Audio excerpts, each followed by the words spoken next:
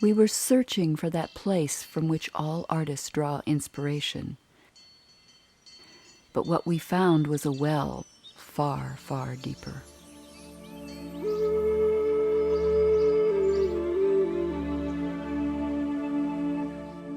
We found M.C.Richards, author of the 1964 underground classic, Centering.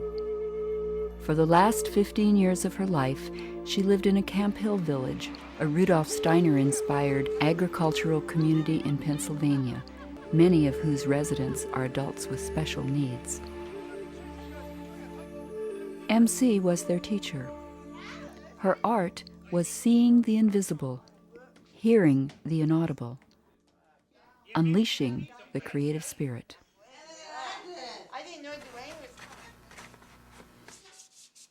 Are you going to be an earthy person, practical, down to earth, and get to it? Or are you going to be a dreamer, a visionary? We're going to be both. And we shouldn't be talked out of it.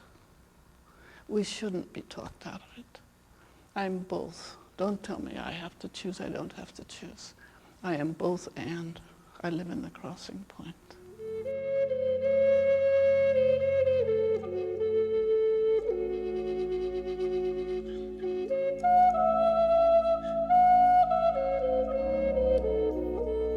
MC's career as a poet began traditionally with a PhD from UC Berkeley in '42. Shortly after, she accepted a tenure-track position at the University of Chicago.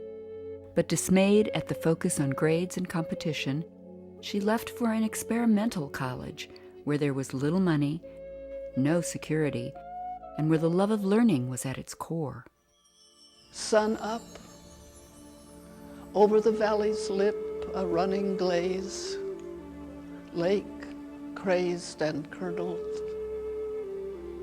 Sundown, and the dense rim fires nut black, bone brown. Stoneware is the night, its granite foot aside, the hills, trimmed sills and shallows, oh bene, bene. Blessed be the jars that burn with day, turned smack center on the whirring dark.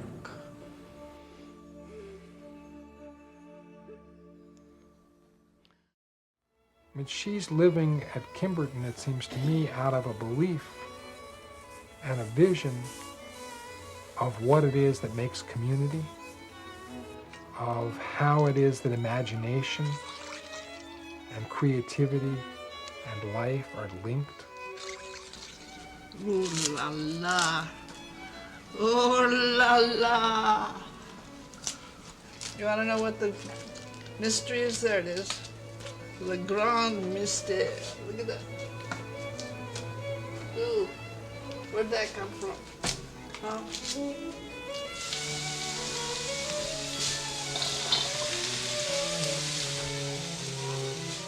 And she said a little thing. She said, well, of course, you wouldn't want to leave your art in the studio.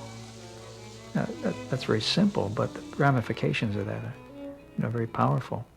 And certainly that's what she witnesses to, that relationship of the creative life to all of life. That idea that only a few people are entitled to carry that torch is so damaging to everyone.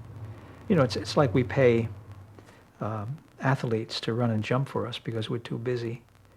And I'm afraid in so many senses now we pay a few people and call them artists and say, well, you do the creative living for us because I have to make $1, and I don't have time for that. And that would be exactly the opposite of what she stands for.